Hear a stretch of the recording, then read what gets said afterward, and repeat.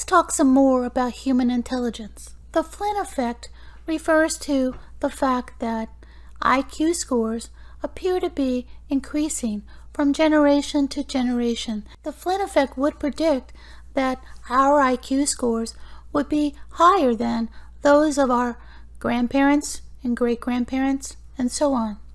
The graph shows data from multiple countries, and you may wonder, where do they get the IQ scores for these graphs? Well, it turns out that military service and other kinds of large-scale organizations may collect IQ data from employees and soldiers.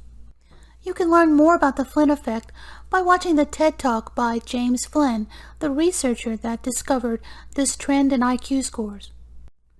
James Flynn suggests that one reason that IQ scores may be going up is that the daily life experience of people has changed, moving from the more concrete, say farm-based activities and factory-based activities, to more abstract activities, which are much more similar to the questions that you would get on an IQ test. One of the most fascinating facts is just how much people differ from one another. There are many people who might not score very well on an IQ test, but who have remarkable abilities nonetheless. In the early days of IQ testing, there were terms used to refer to people with very low IQ, and these terms have a derogatory impression. For example, an idiot was defined as a person with an IQ score below 25. An imbecile was a person with an IQ score between 26 and 50, and a moron was defined as a person with an IQ score of 51 to 70.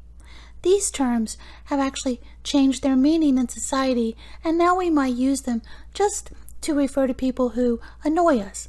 When an individual with a low IQ demonstrates a remarkable ability nonetheless, the term savant may be applied. The person is described as a savant, and the condition of the person would be called savant syndrome.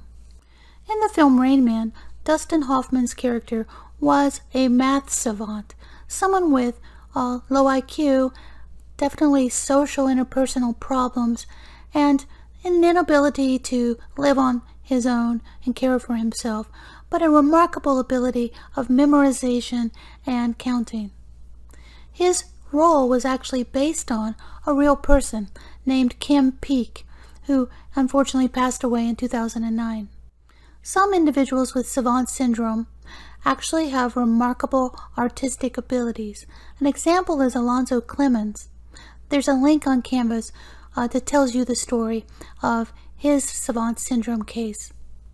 For discussion board 1, you're asked to watch the film about Daniel Tammet, who is also a savant with many extraordinary abilities. When we're considering the entire range of human abilities, we should also consider child prodigies.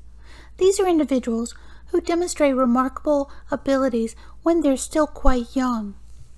Many known prodigies are famous for their musical abilities, such as Mozart, who by the age of 4 was playing music quite well, but also began composing music by the age of 5. A modern example of a child prodigy is Stevie Wonder, the musician. By age 11, he was already proficient on many musical instruments.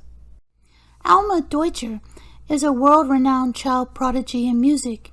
There is a link on Canvas about her work and her life.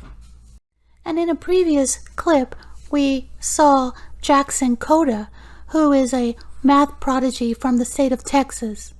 You can find prodigies in many different areas, including sports. That's all for now.